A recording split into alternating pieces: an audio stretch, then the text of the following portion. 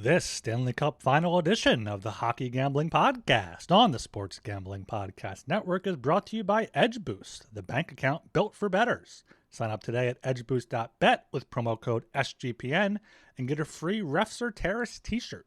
Claim your shirt at sportsgamblingpodcast.com/refs.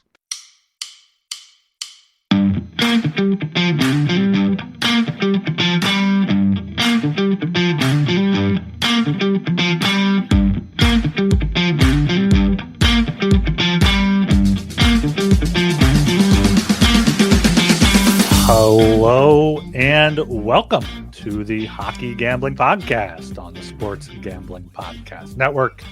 I am your host, Ryan Gilbert. Joining me, as usual, is my co-host, Joel Meyer. Joel, this game was over pretty much by the second period, but I know you got a big final to talk about over the weekend. Yeah, it was a pretty ridiculous weekend in terms of sports, and we did see arguably the best final ever at Roland Garros in the French Open between Carlos Alcaraz and Jannik Sinner. Man, I'm kicking myself because I woke up at 5:30 in the morning. I lay down on my couch, watched the warm-ups, and then I drift off back to sleep. And I only woke up after the third set.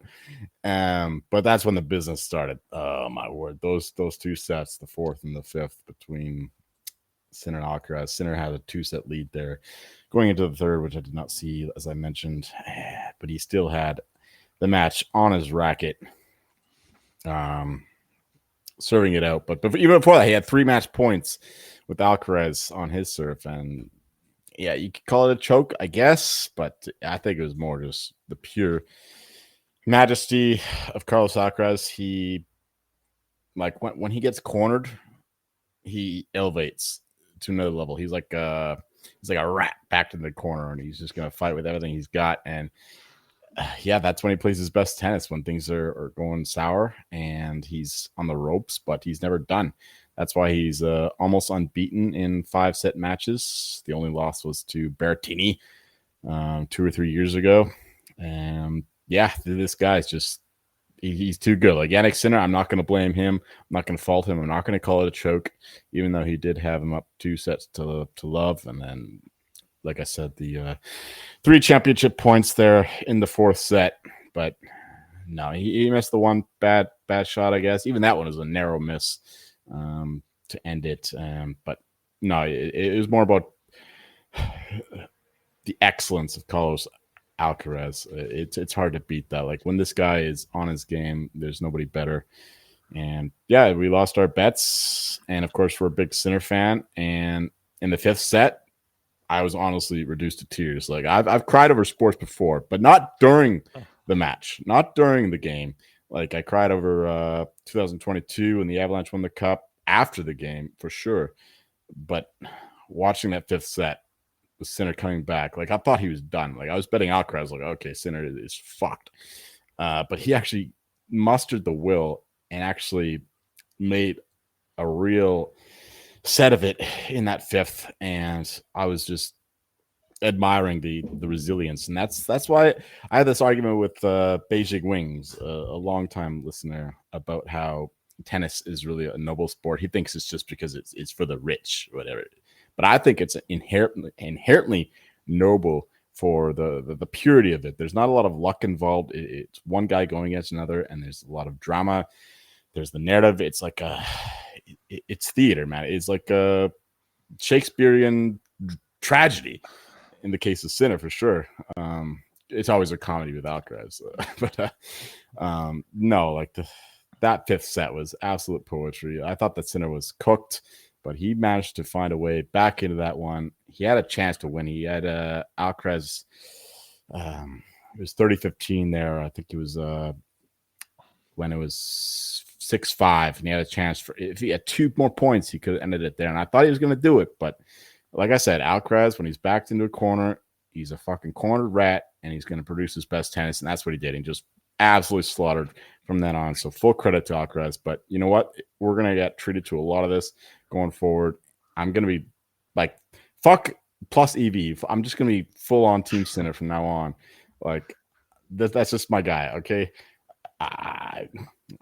At some point, you have to you just back your guy instead of just looking at the money. And Sinner is my guy. Like, I don't know. That was absolute poetry. I loved every second that I watched. I wish I watched the whole match.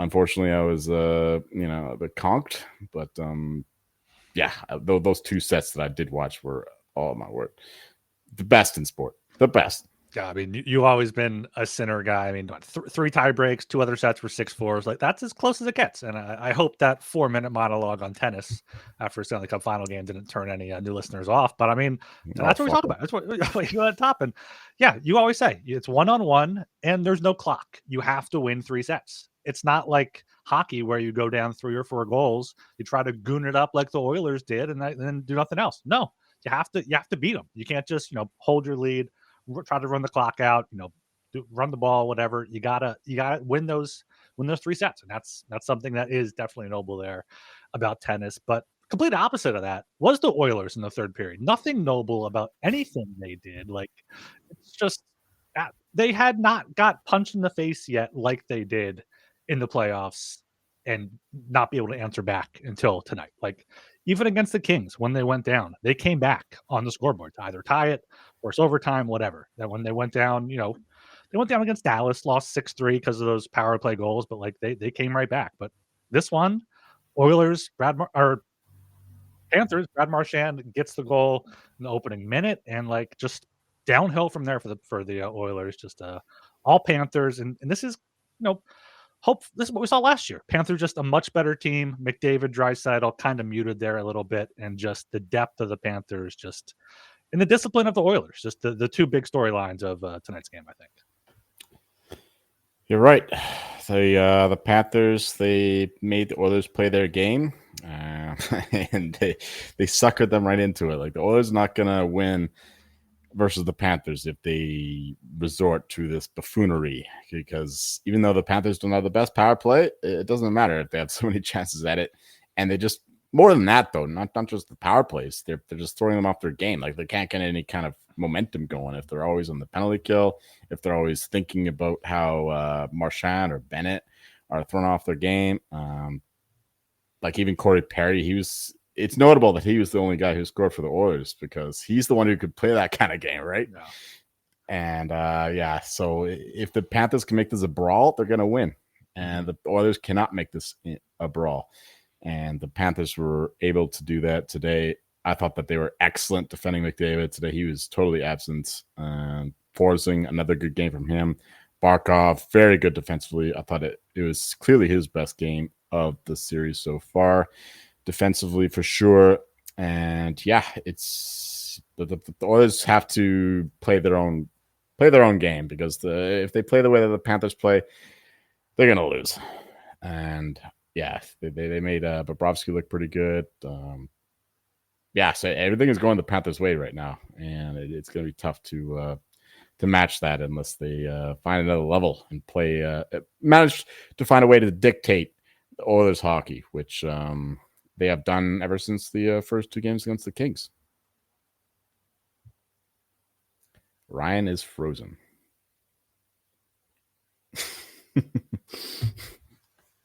All right. I guess it's a solo Joel show for now. So I guess I could talk about the Canadian Open, where we watched Sammy Burns nearly pull it off against Ryan Fox in a playoff.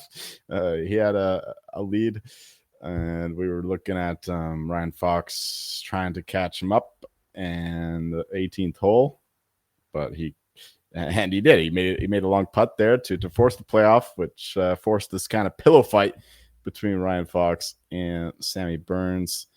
And in the end, Burns, maybe it was the layoff. Like, he went 2 hours before playing another shot, and that clearly affected him. I thought he did not play aggressively at all in the playoff, and Ryan Fox just fucking killed it. And that was a decent result for us. We were betting Fox, we bet Sammy Burns, so that was okay. Certainly a lot better than the time that Ryan or Nick Taylor killed us with that massive putt on 18 a couple years ago to beat Tommy Fleetwood. I thought that Fleetwood had that one, but it was not to be. But this was a little better. I don't know. Ryan is fucked off, but I'm just going to keep talking about golf. I thought that Cameron Young was a total fade. Thankfully, that held true. He was the guy that would have killed us. He missed a couple of bad putts. He missed a terrible shot on 17. Ended up way to the rough. Somehow made par. To his credit, hit a great third shot to make that par on the 17, but then just fucking failed on 18. So that was good for us as well.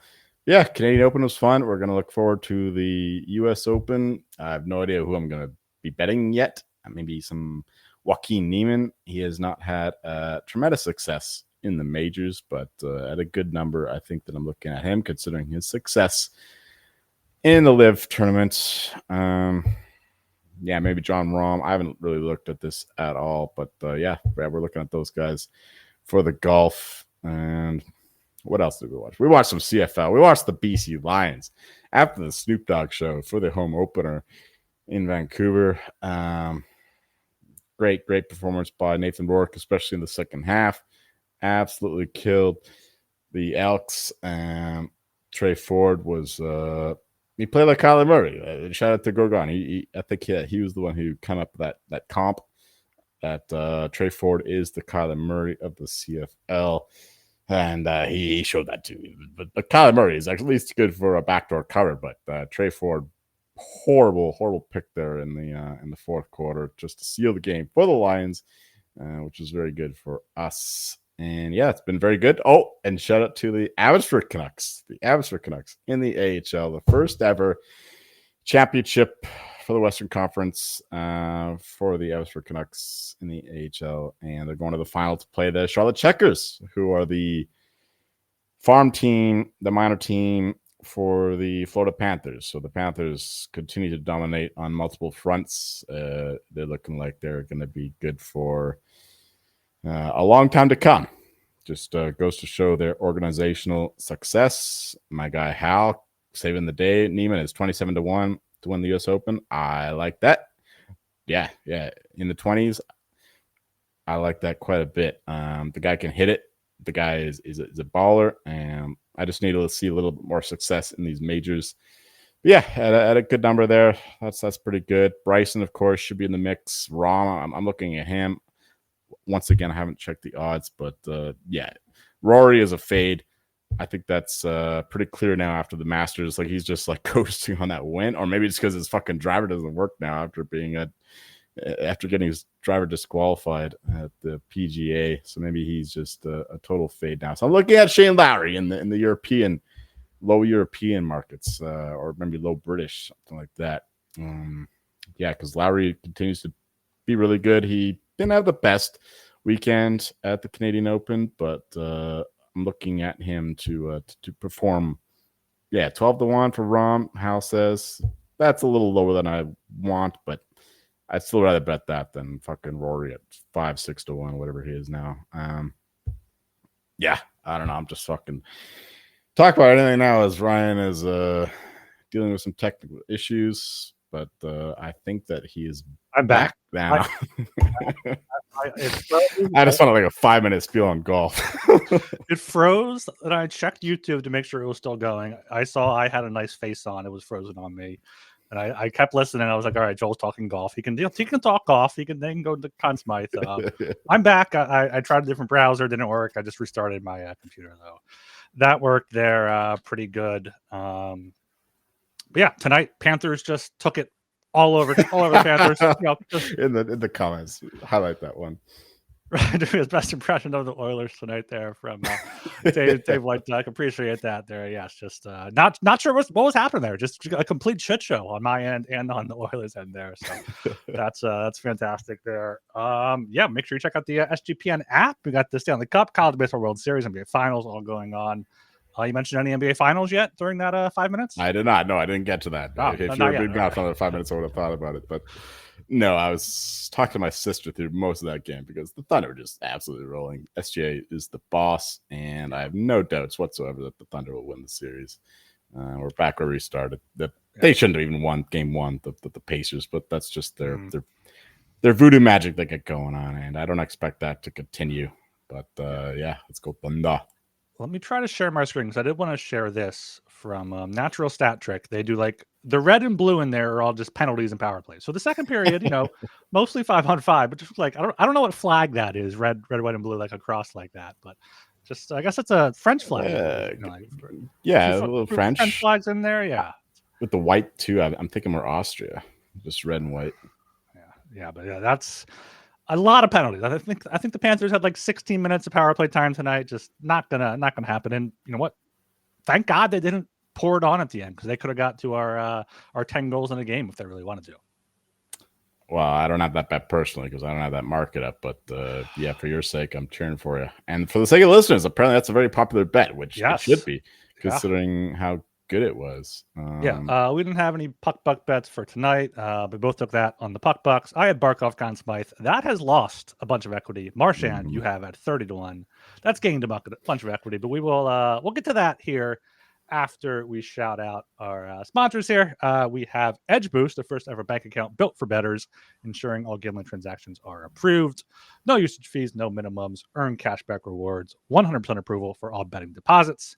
Sign up today at edgeboost.bet, promo code SGPN. And this is the last week to sign up and get a free Refs Are Terrorists t-shirt. Go to sportsgamblingpodcast.com/refs to claim your free shirt. And of course, Circa Resort and Casino in Las Vegas is giving away the ultimate fantasy football experience for a 12-person league to draft in Vegas and be treated like VIPs for their stay. You'll get a limo ride from the airport, $5,000 tab for stadium swim, and a hotel stay for all 12 league mates. You can always get 15% off all the Circa properties with promo code SGP15. Enter the ultimate fantasy football contest for free at sportsgamblingpodcast.com/Circa. That is sportsgamblingpodcast.com/CIRCA. We have Mr. Magic here with a comment in the chat that reminded me of something I wanted to say before I disappeared earlier. He says, nobody likes the Panthers. But if you just had an average hockey fan watch this game, even watch this series so far and say, one of these teams is known as being dirty, the other one is known as playing skill, having good defense. Like everyone's like, all right, yeah, the Oilers are dirty. They're slashing people after the whistle. They're going after guys.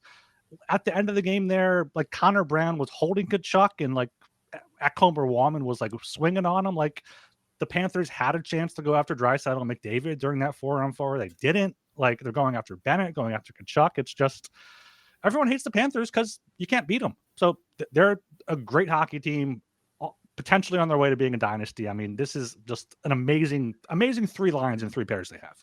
In the 4th line, getting in on it. Right. You mentioned. Did you hear my spiel on the Charlotte Checkers? I did not. No. Aren't they playing? You're playing your Canucks. Yeah, the Abbey Canucks, baby. So Thomas Trance is getting his airtime there. It's I listened to the PDO cast over the weekend with Thomas Trance. It was pretty good. Of course. Yes, I love Dim and Trance. It's not too nerdy, not too analytical. They do have a lot of excellent takes, which is, of course, informed by more important stats. But anyway, you're absolutely right. The Panthers, like I mentioned earlier, got the Oilers out of their game. And when they're out of their game, they don't know how to play the Panthers way. The Panthers are able to straddle that line between barbarity and civilization. And the Oilers, they want to be civilized. They're not capable of being barbarians because they can't cross that line. And they suffered for it today with all the dumb penalties that they took, like Evander Kane going back to the box. He had a great chance too on that 2-on-1, I think, and he just fucking missed the net in the first period. So he clearly showed his frustration. Like I mentioned earlier, Corey Perry, it's notable that he was the only one who scored for the Oilers because he's the only one capable of playing that kind of game. The Panthers are able to draw the Oilers out and force them to play in a brawl. Like the Oilers want to play the civilized game. But I thought that with the way that the Oilers played against the Knights, that they'd be more capable of playing that way with Trent Frederick in particular and Colson, the heavy hitter. But no, nobody plays that game like the Panthers do. So they're still the masters of drawing you out and making you play their way. So that's why the Oilers lost this one in particular. We mentioned a million times about how the Oilers lost their composure, especially after the first period. You know, you would expect the coach to maybe instill some discipline, maybe get some of that composure back, but they didn't. They kept suffering. They scored the early goal in the second period, but they still didn't look like they were on the Panthers level.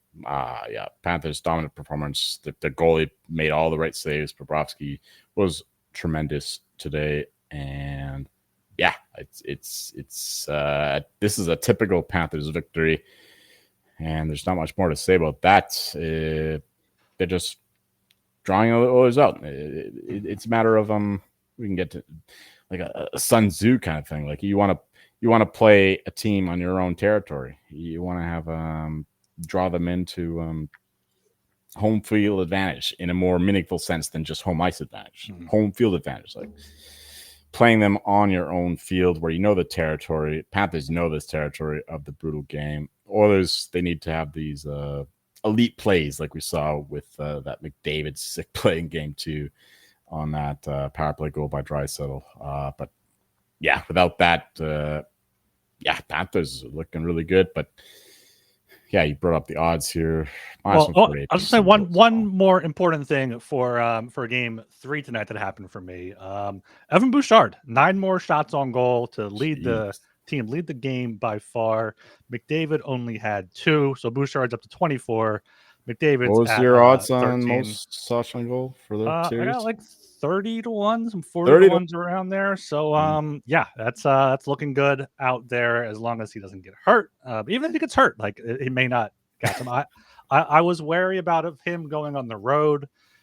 He did shoot more on the road in the regular season than at home, but in the playoffs it wasn't the case. But he had 4 shots on goal in the first period. He had like a few shots in the first minute. Yeah, he's just all over the place there.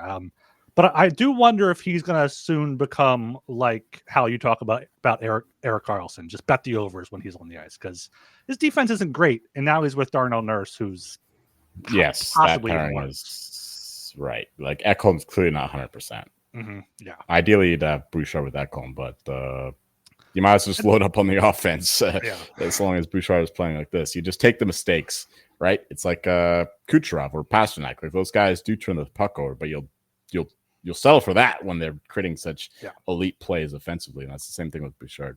Yeah, and Jake Wallman, like we were singing his praises, and he just like he lost his mind tonight. He was spraying players with his water bottle. Half the Oilers lost their mind. That's a fine. Yeah.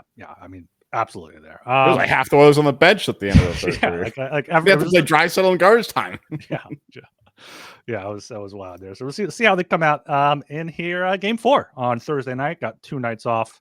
After that, we got the Oilers plus 124, Panthers minus 148. We have 6.5 as the total again, over at even money, under at minus 120.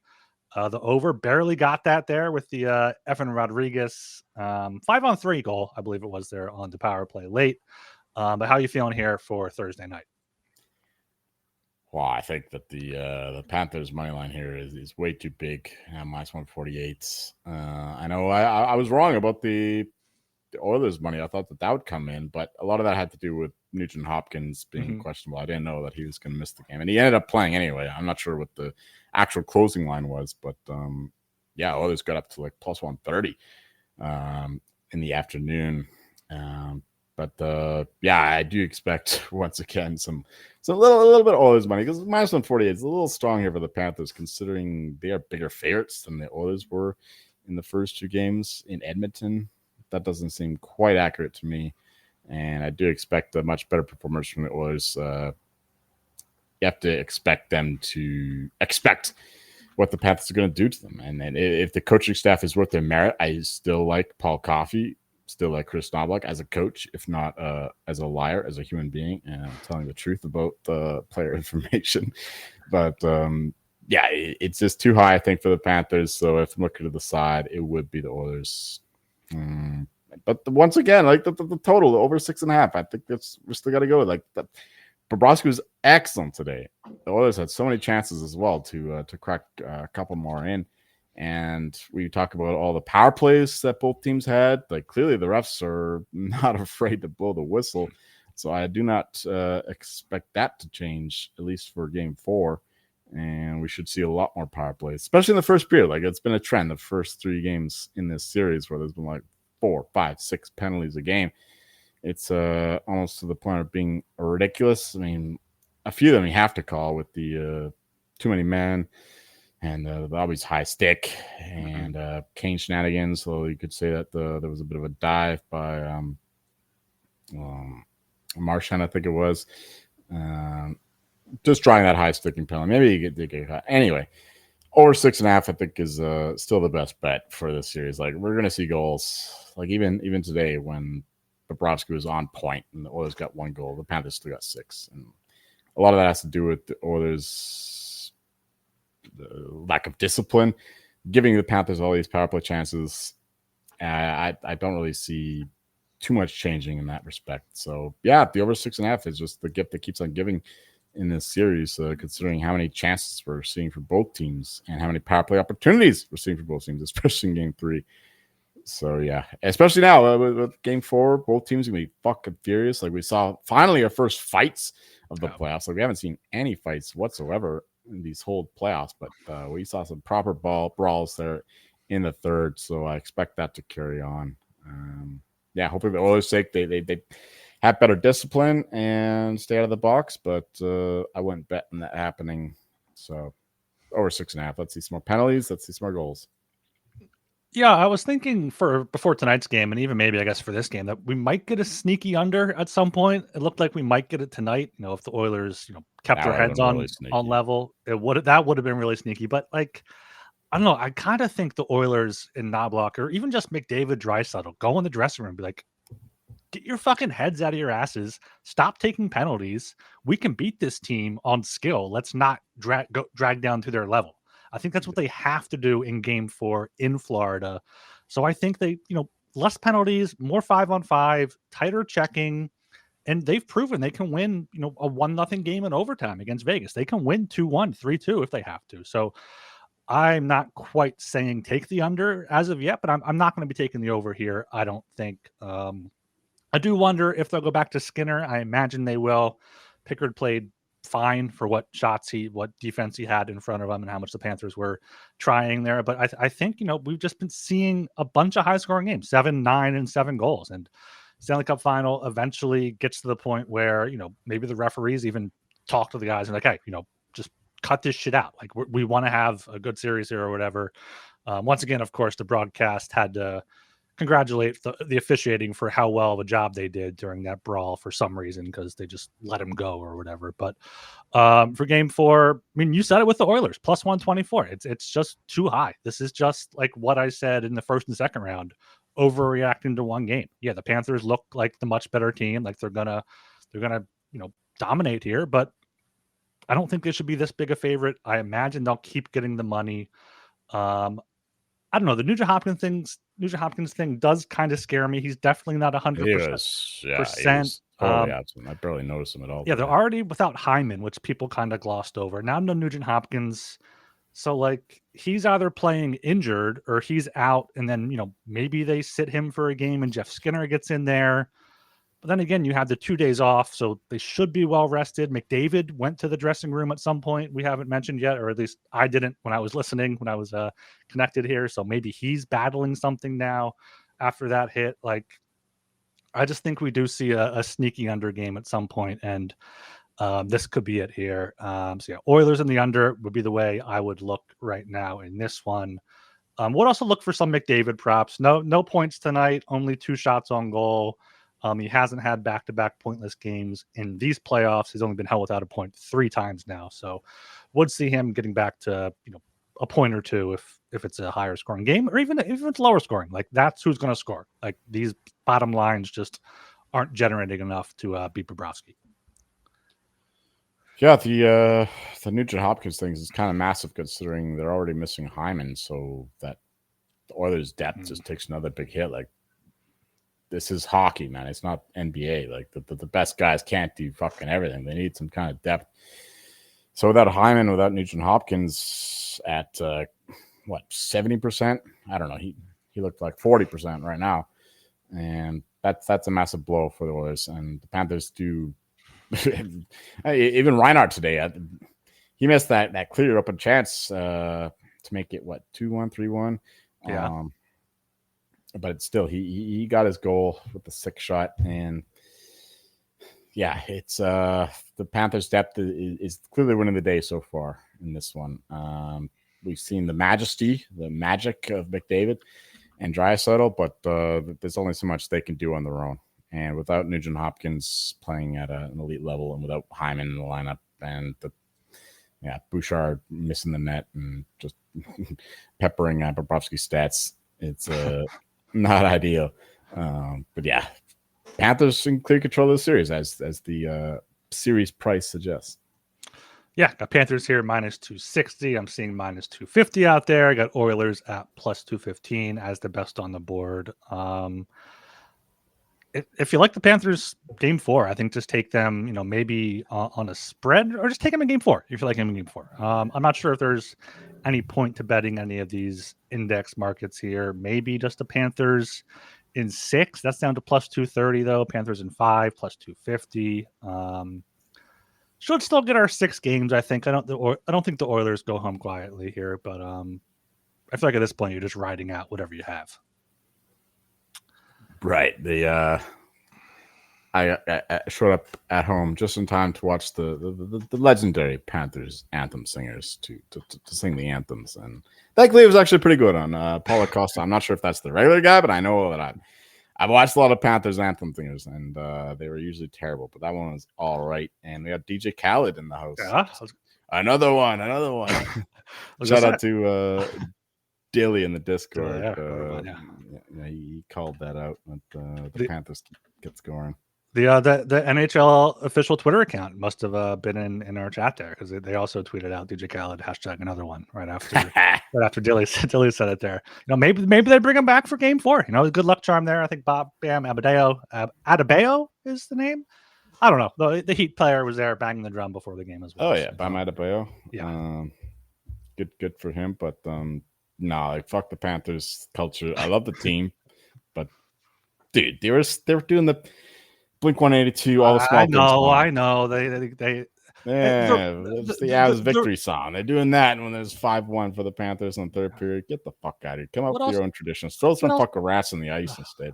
Were there any rats at the end of the game? I didn't notice. Yes, Joel. Rats are a thing again. They shoot them all at Brad Marchand at the end of the game. There was a clip of them waiting for him to come off an interview. The rats are back though. But I'm glad to hear. Blink-182. Like what more? What else do you expect a bunch of come white up people with your own from song, Florida to sing? Like Mr. Brightside. You put Mr. Brightside down there. Like whatever generic song. Come up with your own fucking song. They were singing Country Roads as well. Like they're just playing all the classic Caroline, all the generic ones. Yeah, all that. Fuck out of here. But good point here from Hal. Fight in the series before it started was at 6-1. So I saw some people on Twitter hit that. Good for they cast that 4 times over there in the third period. Yeah. Everyone's fighting. Yeah. Kung Fu fighting. Maybe that's the song. All right. Before we get into the exciting Conn Smythe discussion here, we are brought to you by Underdog. Underdog is going long for the NBA final with their extender bonus. Hop in game 1 and get the longer the series goes, the bigger the bonus gets. Sign up with promo code HGP to claim your special pick and first-time deposit offer up to $1,000 in bonus credits. That's UnderdogFantasy.com, promo code HGP. And, of course, we got Rhythm. They got the power trends, AI-detected patterns where Rhythm's model has consistently won and has a high return on investment. Think about a prop that wins 59% of the time when the line and win probability hit a certain range. Power trends are updated daily and exclusive to Rhythm. No touts, no noise, just clean data-backed bets. Download the Rhythm app, check out Power Trends, and start betting smarter. Will be. Get your 7-day free trial, sportsgamblingpodcast.com/RITHMM. And of course, mybookie.ag is your place to bet on every sport, including the NBA Finals and Stanley Cup. MyBookie accepts customers from a ton of locations. Easy deposit and lightning fast payouts using crypto. Head to mybookie.ag, promo code SGPN for a 100% deposit match up to $1,000. Terms and conditions apply. That's mybookie.ag, promo code SGPN. All right. I got the Conn Smythe odds up here on the screen. I had the DraftKings odds up. They're pretty much in line with the best available, and this is what we use for our puck buck, so I'm going with that. Sam Bennett plus 175. He is plus 185 out there. McDavid plus 250. Marchand plus 400. Bob plus 450. He's as high as 6-1. Draisaitl 12-1, and then Barkov is 30-1 on DraftKings, 40-1 on BetMGM. Joel, I'm pretty well covered if any of these 5 Panthers win the Conn Smythe. But how are you feeling about your positions? Are you adding any? I'm hedging the fuck. I'm hedging the fuck, man. So I'm looking really good. Marchand would be a massive win. Barkov would be biggest, but he's down at 31. Bennett would be pretty good. But Bobrovsky, I have nothing on him. But I'm starting to think that he is alive. I thought he might. I thought he might get the shutout tonight. He's up to a 916 save percentage there. He has the 3 shutouts, 2.15 goals against, and yeah, he is live. But do you think he's only live because the other guys are so spread out? Exactly. That's exactly right. Like nobody is carrying the day. Like the whole logic behind betting Barkov is that he's the captain. He's getting all this intangible love. Like he does all the defensive stuff. And now he's not doing anything. He has 0 points through the first 3 games. So we're losing traction there. And so now it comes down to total narratives. Like Bennett has the goal scoring stuff, and he's got the record for most playoff goals on the road in the playoffs, which is crucial. And I understand why he's getting bet, but at plus 175, that's pretty ridiculous at this point. I think I do not think that that is accurate. But I've been saying for a while, like I didn't think that Bennett would continue his goal scoring, but he has, to his credit. It's just like he has like what more than half of his goals he scored all regular season now in the playoffs now. Yeah. But Bobrovsky, he's been absolutely killing it. He's been better this year than he was in last year's playoffs, to his credit. I thought that the Oilers would be a little better scoring against him, but even when they were scoring 3-4 goals on him, it was 4 and then 3, right? 7 goals against, or 8 goals against, and then 1 today. Yeah. But it's Bobrovsky plus 450 is not a great bet. But I'm looking at my positions with all the Panthers stuff and all these guys coming down. Like Marchand would be like fucking massive win with all the crazy numbers I got on him. 150 to 100 to 1. Yeah. Biggest bet was 75 to 1. So now I'm just like considering my own portfolio, and I might have to fucking bet Bobrovsky despite how much I've counseled against betting him this entire past 2 rounds. So that's my own position. I'm not sure if it's a great bet at this moment, but I'm certainly not betting Bennett at plus 175. That seems too short. Marchand plus 400 is too short. Like these things are so volatile. Like the live market's way to go. Mm-hmm. If you have access to those books, then you just wait for somebody to score and then you bet and trade out of it as you will. So it's tough to call at this point, but things are getting a little bit more crystallized because I do think that the winner will be one of those 4 guys. Well, pretty clearly now: Barkov, Bobrovsky, Bennett, Marchand, all the 4 Bs, as it were. The Panthers guy. It's been a fucking adventure. Panthers Conn Smythe. It's been fun. It's a lot of fun, but it's also kind of stressful because things change on a dime. With this team and all the narratives swirling around them. I do think Marchand is the best narrative going for him, followed by Bob. But Bennett's goal scoring record here is hard to deny. And of course, Barkov has the acumen of being this elite defensive player. Oh, shout out. Finally got my Barkov Selke bets in. Thankfully, the Carberry bet cashed right away, but the one book took like a fucking week to cash before the Selke bet came in. It was just plus 275, but still, I was pissed off about that. Yeah. Anyway, right now it's hard to call. It's managing my own portfolio. I'm gonna have to hedge with Bobrovsky because he is fucking dealing right now. Like he's doing a lot better against the Oilers than I thought he would. So I gotta admit my wrong once again. But at this point, it's call me stupid, but it's still Barkov, right? 30-1.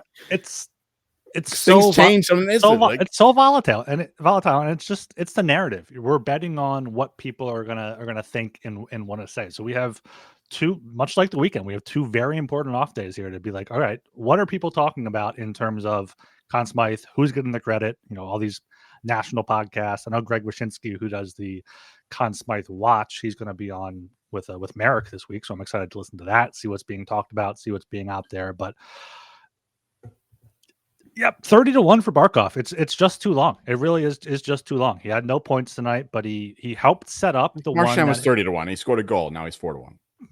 That just goes to show how quickly it changes. People love him now, though. People love him now. But yeah, Barkov was on the ice for 2 goals. Had the tertiary assist on the power play goal. Made the play to create the turnover on the goal by Luosterainen. He's not scoring points, but he's okay. Now Bennett has 20 points, but then Verhaeghe 19, Marchand, Tkachuk 18, Barkov 17. Yeah, it's tough. It's really how much people weigh the Stanley Cup Final versus the entire playoffs. And if Bennett keeps scoring, he's at 14. I mean, the most in the modern era. Hyman last year had 16. Ovechkin and Crosby have both had 15. Scheifele had 14 back in 2018.